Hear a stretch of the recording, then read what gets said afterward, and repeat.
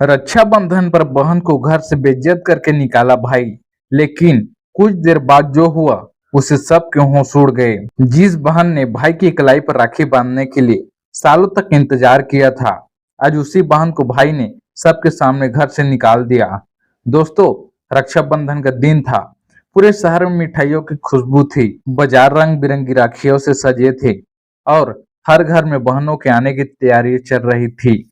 लेकिन शहर के एक बड़े से घर के बाहर खड़ी एक लड़की की आंखों में त्योहार की खुशी नहीं, बल्कि वर्षों बाद अपने भाई से मिलने की उम्मीद थी। उसके हाथ में एक छोटी सी राखी की थाली थी। थाली में रोली, चावल, मिठाइयाँ और एक खूबसूरत राखी थी। उस लड़की का नाम था काव्या। काव्या करीब 30 साल की थी। साधारण कपड़े, चेहरे पर थकान और आंखों में अपने मायके की यादें थी। वह पिछले कई सालों से रक्षाबंधन पर अपने भाई राघव के घर आने का इंतजार करती थी, लेकिन किसी न किसी वजह से दोनों के बीच दूरी बनी रही थी। आज उसने तय किया कि चाहे कुछ भी हो, वह अपने भाई की कलाई पर राखी जरूर बांधेगी। काव्या ने घर के बड़े लोहे के गेट को देखा। यही उसका मायका था। यही उसने बचपन में अपने भाई राघव के साथ आंगन में खेलता था। यही दोनों बारिश में कागज की नाव चलाया करते थे। और यही एक दिन राघव ने उसकी छोटी सी कलाई पकड़कर कहा था, तू चाहे जहां चली जाना काव्या, लेकिन रक्षाबंधन पर मेरी कलाई पर राखी बांधने जरूर आना। काव्या के चेहरे पर हल्की मुस्कान आई। उसने घंटी बजाई। कुछ देर बाद नौकर ने दरवाजा खोला। काव्या को देखकर वह थोड़ा घबरा गया। मैडम, आप? काव्या मुस्कुराई। भैया घर पर हैं? नौकर कुछ बोल पाता उससे पहले अंदर से राघव की आवाज आई। कौन आया है? राघव बाहर आया। काव्या को देखते ही उसके चेहरे का रंग बदल गया। कुछ सेकंड तक दोनों एक दूसरे को देखते रहे। काव्या की आंखें खुशी से भर आई। भैया? लेकिन राघव ने कोई जवाब नहीं दिया। उसकी आंखों में अपनापन नहीं था। काव्या ने धीरे से राखी की थाली आगे की।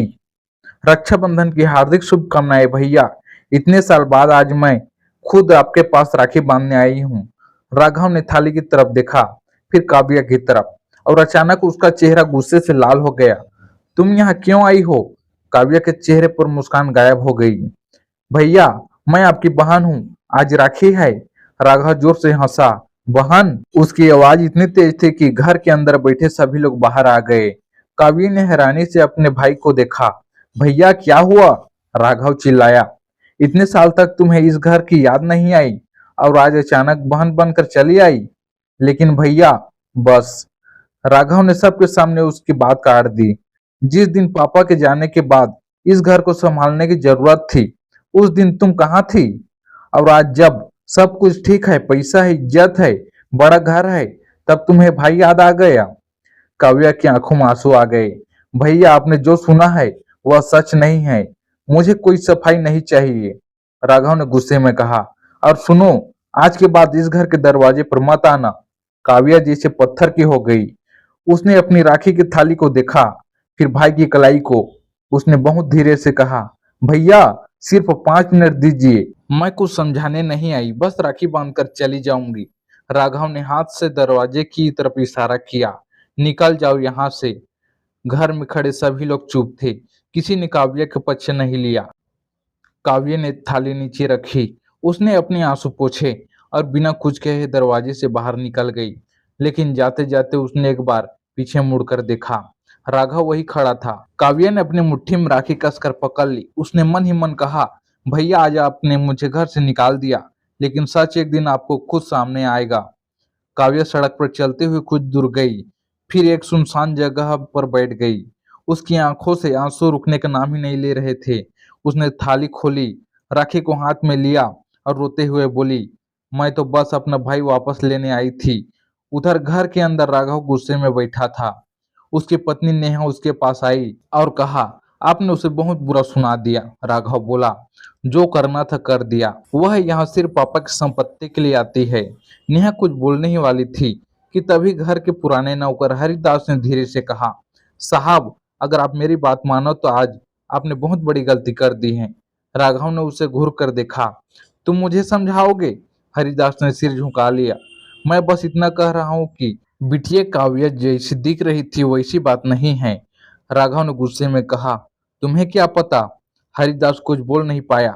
लेकिन उसके चेहरे पर एक ऐसा डर था जैसे वह कोई बहुत बड़ा राज जानता हो। उसी समय घर की घंटी फिर बजी। सबने दरवाजे की तरफ देखा। बाहर एक बुजुर्ग आदमी खड़ा था। उसके हाथ में एक पुराना बैग था। उसने कहा, क्या यह राघव जी का घर है? राघव बाहर आया। जी मैं ही हूँ। बुजुर्ग ने जेब से एक लिफाफा निकाला। यह आपके पिता ने मुझे 7 साल पहले दिया था। उन्होंने कहा था कि इसे सिर्फ उसी दिन देना जब काव्या को इस घर से बेइज्जत करके निकाला जाए। राघव के चेहरे से गुस्सा अचानक गायब हो गया। क्या? बुजुर्ग ने लिफाफा उसके हाथ में दे दिया। लिफाफे पर लिखा था, मेरे बेटे राघव के लिए। राघव के हाथ कांपने लगे। उसने लिफाफा खोला। अंदर एक चिट्ठी थी। उसने पढ़ना शुरू किया। बेटा राघव, अगर यह चिट्ठी तुम्हारे हाथ में है तो इसका मतलब है कि तुमने अपनी बहन को मुझसे किए हुए वादे के कारण घर से निकाल दिया है। राघव की सांस रुक गई। वह आगे पढ़ने लगा। तुम्हें हमेशा लगा कि तुम्हारी बहन ने तुम्हारा साथ नहीं दिया, लेकिन सच्चाई यह है कि जिस दिन तुम्हें लगा कि काव्या घर छोड़कर चली गई, उसी दिन उसने तुम्हारे लिए अपनी जिंदगी का सबसे बड़ा फैसला लिया था। राघव की आंखें फैल गई। पापा ने इसे क्या लिख दिया था? नेहा उसके पास आ गई। चिट्ठी में आगे लिखा था, तुम्हारी पढ़ाई के लिए बैंक में जो पैसे आए थे वे तुम्हारी बहन की जमा पूंजी थी। तुम्हारी इंजीनियरिंग की फीस भरने के लिए काव्या ने अपनी शादी तक रोक दी थी। राघव के हाथ से चिट्ठी लगभग छूट गई। उसे अचानक बचपन के कई दृश्य याद आने लगे। वह दिन जब उसके कॉलेज की फीस जमा नहीं हो रही थी। काव्या का कहना, पापा आप चिंता मत करो, राघव की पढ़ाई नहीं रुकेगी। वह दिन जब काव्या ने अचानक अपनी पसंद की शादी से इनकार कर दिया था। और वह दिन जब उसने घर छोड़ दिया था। राघव को हमेशा लगा था कि काव्या ने परिवार की जिम्मेदारियों से बचने के लिए घर छोड़ा, लेकिन सच्चाई और कुछ था। चिट्ठी में लिखा था, काव्या ने घर इसलिए छोड़ा क्योंकि उसे अपने ससुराल वालों से एक प्रस्ताव मिला था। उन्होंने कहा था कि अगर वह शादी के बाद भी अपने छोटे भाई की पढ़ाई और पिता के इलाज खर्च उठाती रही तो ये रिश्ता खत्म कर देंगे। काव्या ने रिश्ता बचाने के बजाय तुम्हें चुना। राघव की आंखों से आंसू गिरने लगे। लेकिन चिट्ठी अभी खत्म नहीं हुई थी। बेटा, तुम्हें शायद यह भी नहीं पता होगा कि तुम्हारी नौकरी लगने के बाद जो पहला बड़ा कर्ज तुमने चुकाया था, वह वास्तव में काव्या ने चुकाया था। उसने अपना छोटा सा घर बेच दिया था। राघव के पैरों तले जमीन खिसक गई। नहीं, उसने सिर पकड़ लिया। उसे विश्वास नहीं हो रहा था। तभी बुजुर्ग ने कहा, और एक बात है साहब। राघव ने उसकी तरफ देखा। क्या? बुजुर्ग ने कहा, काव्या आज यहाँ संपत्ति मांगने नहीं आई थी। तो फिर? बुजुर्ग ने अपनी जेब से दूसरा लिफाफा निकाला। यह उसकी तरफ से है। राघव ने कांपते हाथों से लिफाफा लिया। अंदर एक बैंक की रसीद थी। राघव ने देखा तो उसकी आंखें फटी रह गई। उसके नाम पर एक बड़ी रकम जमा थी। नीचे काव्य के हस्ताक्षर थे। बुजुर्ग बोला, आपके पिता की आखिरी इच्छा थी कि आपकी कंपनी में अगर कभी आर्थिक संकट आए तो काव्य यह पैसा आपको दे। वह आज वही करने आई थी। राघव की आंखों के सामने अंधेरा छाने लगा। उसे याद आया कि पिछले 6 महीनों से उसकी कंपनी भारी नुकसान में थी। बैंक का कर्ज बढ़ता जा रहा था। वह घर बचाने के लिए परेशान था। और आज उसकी बहन उसी समस्या का समाधान लेकर आई थी। लेकिन उसने क्या किया? उसने सबके सामने घर से बाहर निकाल दिया। राघव अचानक उठ खड़ा हुआ। काव्या कहाँ है? हरिदास ने धीरे से कहा, साहब वह बस स्टैंड की तरफ गई हैं। राघव बिना कुछ सोचे घर से बाहर भागा। नेहा भी उसके पीछे दौड़ी। रास्ते में राघव बार बार काव्या को फोन करता रहा, लेकिन काव्या फोन नहीं उठा रही थी। उधर काव्या बस स्टैंड पर बैठी थी। उसके हाथ में वही राखी थी। वह अपने आंसू पोंछ रही थी।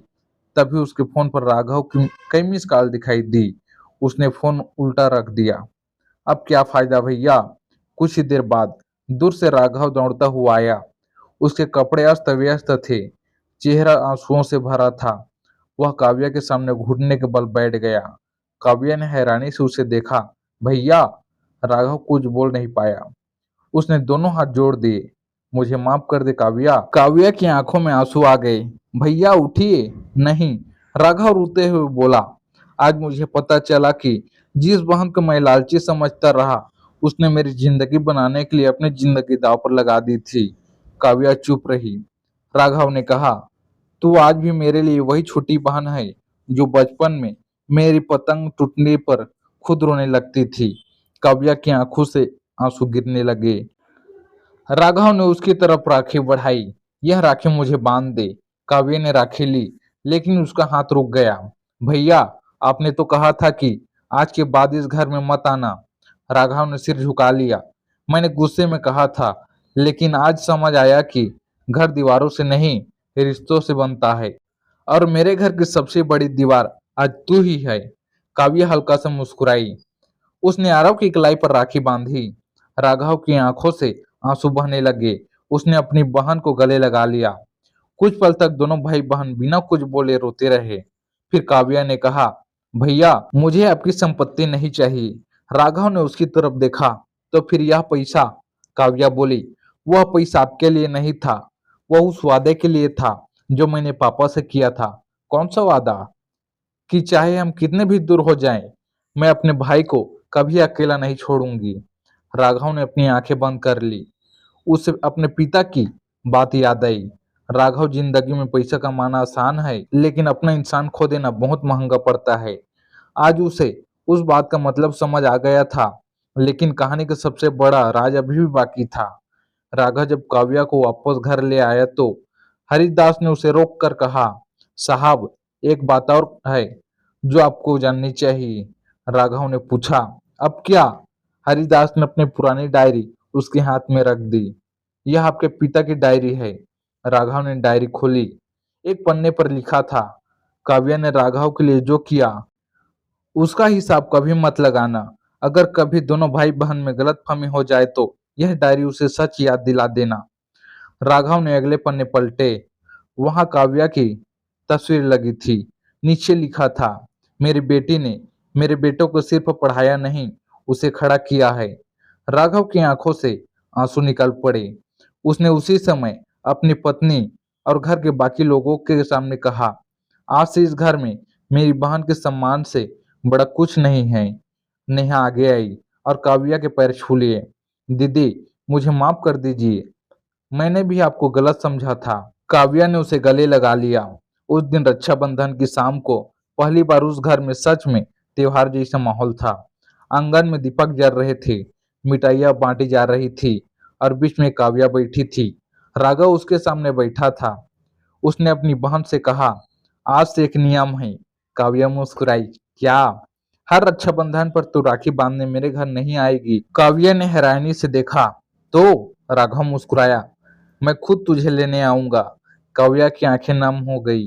राघव ने कहा, क्योंकि अब मुझे पता है कि बहन सिर्फ राखी बांधने नहीं आती, वो भाई की जिंदगी में भगवान का दिया हुआ एक ऐसा रिश्ता लेकर आती है जिसका कोई हिसाब नहीं होता। उस रात काव्या अपने कमरे में गई तो उसने अपने बिस्तर पर एक छोटा सा डिब्बा दिखाई दिया। उसने डिब्बा खोला। अंदर वही पुरानी राखी थी जो उसने बचपन में राघव को पहली बार बांधी थी। साथ में एक कागज रखा था। उस पर लिखा था, इस बार मेरी कलाई पर राखी नहीं, मेरा भरोसा बांधना, अब कभी टूटने मत देना। काव्या मुस्कुराई। उसने राखी को सीने से लगा लिया और उसी पल उसे लगा कि कई सालों से जो रिश्ता गलतफहमियों के नीचे दबा हुआ था, वह आज फिर से जिंदा हो गया। दोस्तों, रिश्तों में सबसे खतरनाक चीज दुश्मनी नहीं होती, बल्कि गलतफहमी होती है। दुश्मन से हम सावधान रहते हैं, लेकिन अपने ही लोगों के बारे में गलत सोच ले तो कभी कभी एक सच्चा रिश्ता भी हमसे दूर चला जाता है। काव्या को उसके भाई ने सबके सामने घर से निकाल दिया था, लेकिन अगर उस दिन वह गुस्से में सचमुच समस्या के लिए चली जाती तो शायद राघव को अपनी जिंदगी की सबसे बड़ी सच्चाई कभी पता नहीं चलती। इसलिए किसी रिश्ते के बारे में फैसला लेने से पहले पूरी सच्चाई जान लेना जरूरी है, क्योंकि कभी कभी जो इंसान हमें सबसे ज्यादा स्वार्थी दिखाई देता है, वही चुपचाप हमारे लिए सबसे बड़ा त्याग कर रहा होता है। और शायद इसी वजह से रक्षाबंधन सिर्फ कलाई पर धागा बांधने का त्योहार नहीं है, यह उस रिश्ते को याद करने का दिन है जिसमें बचपन की शरारतें होती हैं, लड़ाइयाँ होती हैं, शिकायतें होती हैं, लेकिन जब दुनिया साथ छोड़ दे, तब भी एक भाई या बहन दिल के किसी कोने में कहता है, मैं हूं ना। अगर आपको भी अपने भाई या बहन की कोई ऐसी याद है जिसे सोचकर आज भी आंखें नम हो जाती हैं, तो कमेंट में सिर्फ भाई बहन का रिश्ता अनमोल है जरूर लिखिए। अगली सुबह जब राघव की आंखें खुली तो उसे पिछली शाम की सारी बातें एक एक करके याद आने लगी। बहन का दरवाजे पर खड़ा होना, उसका हाथ में राखी की थाली लिए मुस्कुराना, फिर उसका खुद गुस्से में चिल्लाना, और सबसे ज्यादा वह पल जब काव्या चुपचाप सिर झुकाकर घर से बाहर चली गई थी। राघव काफी देर तक बिस्तर पर बैठा रहा। उसे बार बार एक ही सवाल परेशान कर रहा था, अगर हरिदास उसे उसके पिता की चिट्ठी नहीं देता तो क्या होता। शायद वह अपनी बहन को हमेशा के लिए खो देता। तभी कमरे का दरवाजा खुला। नेहा अंदर आई और बोली, आप रात भर सोए नहीं? राघव ने कोई जवाब नहीं दिया। उसने मेज पर रखी अपने पिता की डायरी उठाई। नेहा, मैंने अपनी बहन को कितनी गलत नजर से देखा है, इसका मुझे अंदाजा भी नहीं था। नेहा उसके पास बैठ गई। गलती सिर्फ आपकी नहीं थी, हम सब ने वही माना जो हमें बताया गया था। राघव ने डायरी का एक और पन्ना खोला। उसमें लिखा था, काव्या ने अपने भाई के लिए जो त्याग किया है उसका जिक्र उससे कभी मत करना। उसे एहसान जताना पसंद नहीं है। राघव की आंखें भर आई। उसे अचानक एक बात याद आई। करीब 8 साल पहले जब उसकी नौकरी लगने वाली थी, उस समय उसे एक महंगे लैपटॉप की जरूरत थी। घर में पैसे नहीं थे। अगले दिन वह लैपटॉप उसके कमरे में रखा था। उसने तब पूछा भी था, पापा इतना महंगा लैपटॉप कैसे आया? पिता ने सिर्फ इतना कहा था, तेरी बहन ने दिलाया है। लेकिन राघव ने उस बात को कभी गंभीरता से लिया नहीं था। आज उसे समझ आ रहा था कि काव्या ने उसके लिए कितनी चीजें की थी जिनका हिसाब उसने कभी रखा ही नहीं। उसी समय नीचे से काव्या की आवाज आई, भैया चाय रख दूं? आरव तुरंत उठकर बाहर आया। काव्या रसोई में खड़ी थी। वह बिल्कुल पहले की तरह घर के काम में लगी हुई थी, जैसे कल कुछ हुआ ही ना हो। राघव ने उसे देखकर कहा, तू अभी तक यही है? काव्या मुस्कुराई, क्यों, फिर से निकालोगे क्या? यह सुनते ही राघव की आंखें झुक गई। ऐसा मजाक मत कर। काव्या हंस पड़ी। मैं मजाक कर रही हूँ भैया। राघव ने उसकी तरफ देखा और कहा, नहीं काव्या, आज मैं तुमसे एक बात पूछना चाहता हूँ। काव्या ने कहा, क्या? तूने मुझे कभी बताया क्यों नहीं कि तूने मेरे लिए इतना कुछ किया? काव्या कुछ सेकंड तक चुप रही, फिर बोली, क्योंकि भैया, भाई की मदद करने के बाद अगर बहन हर बार उसे याद दिलाएगी उसने क्या किया, तो वह मदद नहीं रहती, एहसान बन जाती है। राघव के पास कोई जवाब नहीं था। काव्या ने चाय का कप उसकी तरफ बढ़ाया, और वैसे भी मैंने आपके लिए कुछ नहीं किया। मैंने तो बस वही किया जो एक बहन कर सकती है। राघव की आंखों में आंसू आ गए। उसने धीरे से कहा, तू बहुत बड़ी है काव्या। काव्या मुस्कुराकर बोली, नहीं भैया, मैं बस आपसे 2 साल बड़ी हूँ। दोनों हंस पड़े, लेकिन तभी बाहर एक कार आकर रुकी। एक आदमी तेजी से घर के अंदर आया। उसके चेहरे पर घबराहट थी। वह राघव का बिजनेस पार्टनर मोहित था। मोहित ने आते ही कहा, राघव, हमें तुरंत बात करनी है। राघव ने पूछा, क्या हुआ? मोहित ने एक फाइल उसकी तरफ बढ़ाई। कंपनी के पुराने कागजों में बड़ी गड़बड़ी मिली है। राघव ने फाइल खोली। उसका चेहरा अचानक गंभीर हो गया। ये क्या? मोहित बोला, पिछले 7 साल में कंपनी के कुछ खाते से पैसे निकाले गए हैं। रकम बहुत बड़ी है। राघव ने चौंक कर पूछा, किसने निकाले? मोहित ने जवाब देने से पहले काव्या की तरफ देखा। काव्या का चेहरा गंभीर हो गया। नाम बताइए, मोहित ने धीरे से कहा। जिस व्यक्ति के हस्ताक्षर इन दस्तावेजों पर हैं, वह कोई बाहर का आदमी नहीं है। राघव ने फाइल उसके हाथ से छीन ली। एक नाम देखकर उसके चेहरे का रंग उड़ गया। काव्या ने पूछा, भैया किसका नाम है? राघव कुछ बोल नहीं पाया, क्योंकि फाइल में जिस व्यक्ति का नाम लिखा था वह उसके परिवार का ही सदस्य था। और सबसे बड़ा सवाल यह था कि अगर यह सच था तो इतने सालों से परिवार में कौन सबको धोखा दे रहा था? राघव ने फाइल बंद कर दी। उसने काव्या की तरफ देखा और कहा, कल मैंने तुझ पर शक किया था, और आज पता चल रहा है कि असली धोखा तो हमारे अपने घर में छिपा था। काव्या ने शांत आवाज में कहा, भैया इस बार गुस्से में कोई फैसला मत लेना। राघव ने उसकी बात ध्यान से सुनी, क्योंकि कल तक वह बहन की बातों पर विश्वास नहीं करता था, लेकिन आज उसे समझ आ गया था, कभी कभी जिस इंसान पर हम सबसे ज्यादा शक करते हैं वही हमें सच से बचाने के लिए खड़ा होता है, और जिस पर हम आंख बंद करके भरोसा करते हैं वही सबसे बड़ा राज छिपा सकता है। राघव ने फाइल फिर खोली। उसकी नजर आखिरी पन्ने पर जाकर रुक गई। वहां एक तारीख लिखी थी, वही तारीख जिस दिन काव्या ने अचानक मायका छोड़ा था। राघव की धड़कन तेज हो गई। काव्या, हाँ भैया, मुझे लगता है तुम्हारे घर छोड़ने के पीछे की असली वजह अभी सामने नहीं आई है। काव्या का चेहरा अचानक बदल गया। उसने कुछ पल राघव को देखा और फिर धीमी आवाज में कहा, भैया, अब शायद वह सच बताने का समय आ गया है जिसे पापा ने मरते दम तक मुझसे छिपा कर रखने को कहा था। कमरे में अचानक सन्नाटा छा गया। राघव ने उसकी तरफ देखा। कौन सा सच? काव्या की आंखों में आंसू आ गए। वही सच जिसकी वजह से मैंने 8 साल पहले यह घर छोड़ा था। और इस बार राघव को महसूस हुआ कि रक्षाबंधन पर शुरू हुई कहानी अभी खत्म नहीं हुई थी। दोस्तों, इसका अगला पार्ट चाहिए तो कमेंट में रक्षाबंधन पार्ट 2 जरूर लिख देना, अगला भाग आ जाएगा।